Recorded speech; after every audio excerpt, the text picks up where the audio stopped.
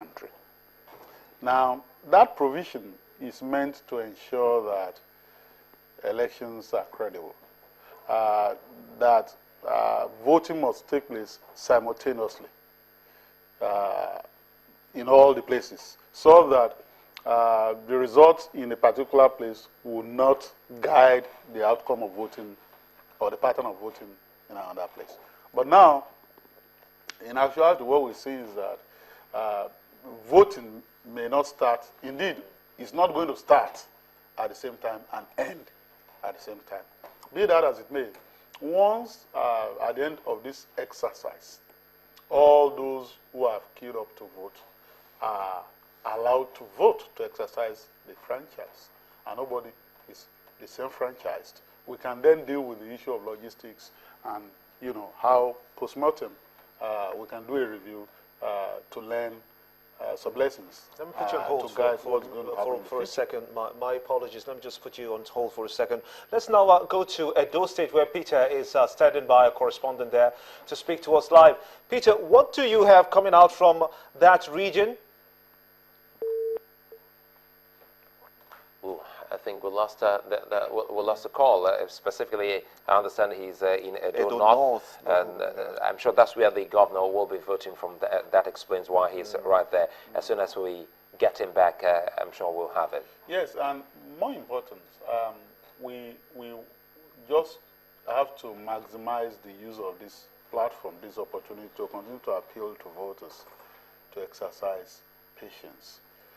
When you start reading drastic meanings into situations, and you start making comparison between a region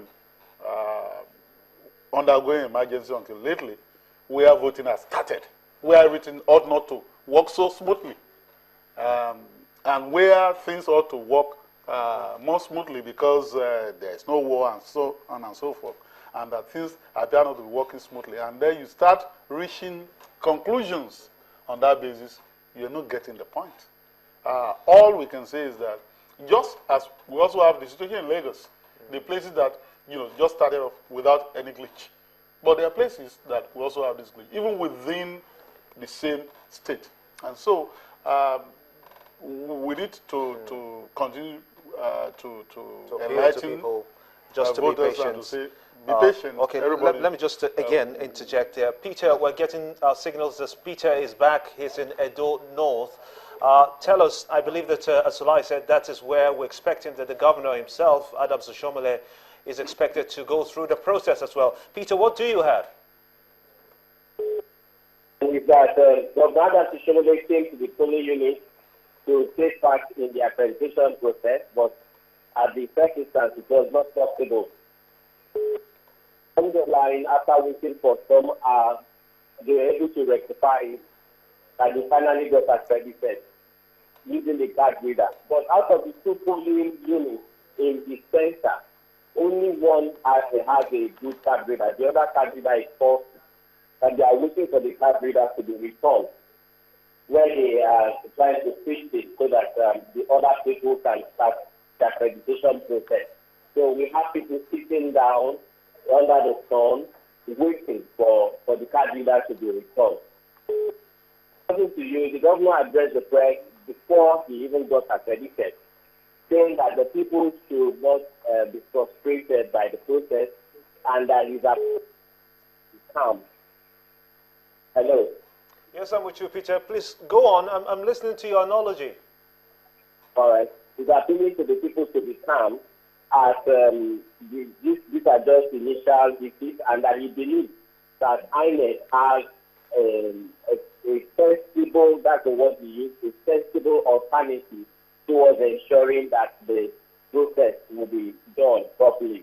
So at the moment, he is still waiting. Even though he has been accredited, the other persons that have not been accredited are still waiting at the polling unit, waiting for the accreditation process to begin. But we made a complaint over the military because some of the INEC officials that were supposed to get these accreditation materials were stopped by the military on the way, according to his allegation. And he said that they were asked that even after identifying themselves as INEC officials, they were asking them, are those ID cards, are they correct? Are they the authentic ID cards?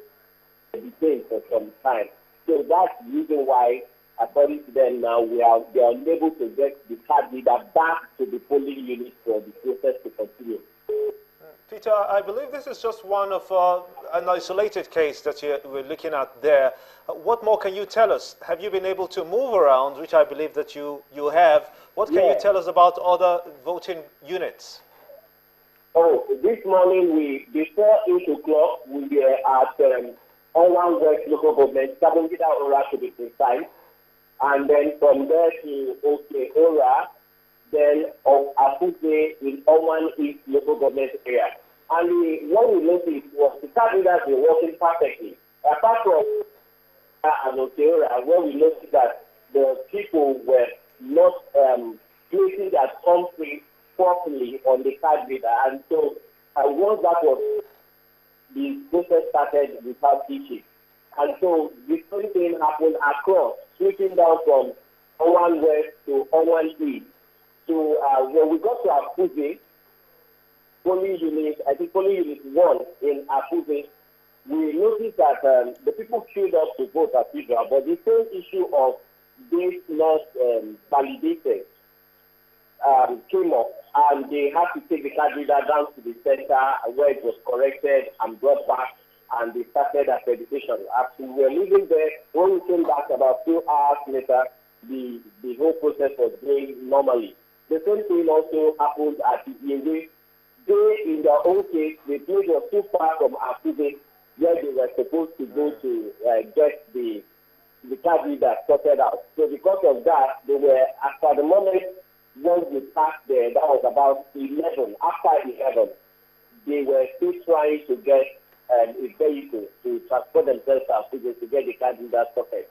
But apart from that, every other thing is doing well. But one major thing which we noticed is that the people themselves were calm, collected, treated themselves reasonably, and they were not agitated. They just queued up and waited for their turn. And even when the card readers were not working initially, some of the places we got to, they were not complaining. They just took time and were waiting. Well, Peter, we know from Afuze, I know that there is Akpekpe, Aibotse, Ozairwe, and other places like that. Were you able to get also to those areas? Sorry? Yes, apart from Afuze, there are also areas that are just very close. You could call them districts that are also close to Afuze. Talking about Akpekpe, Aibotse, and Ozairwe. Okay. Were you able to get to those places too? But apart from Afuze, we've been to Iwe, we've been to Ibiaro, we've been to Eme Ora, Ora, and then Sabongida Ora. And then part of Auchi, inside Auchi, before we get to the governor's village at Yamo. So as soon as we are out from Yamo, we'll be heading to Adiele, Abede, and then to other places today. But from the report that the pillars we have got from those areas, they are just isolated cases of this same issue of card reader not working at all. Apart from that, others, everything is going on well. Well, Peter, we'd like to thank you so very much, our correspondent from Edo State. Basically, he's covering the the Edo North Senatorial District, understandably so, because the governor is around that particular region. We have all the correspondents in other parts of Edo, which definitely we'll go back to them pretty much later.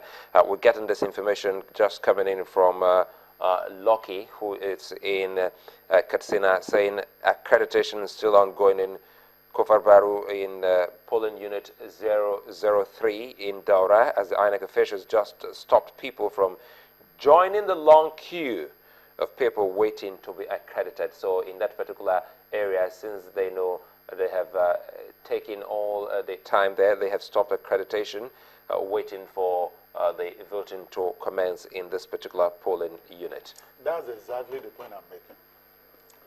Those who are in INEC situation room, and I hope that they're watching this live, ought to deal with that kind of situation and field arbitrariness, as I call it.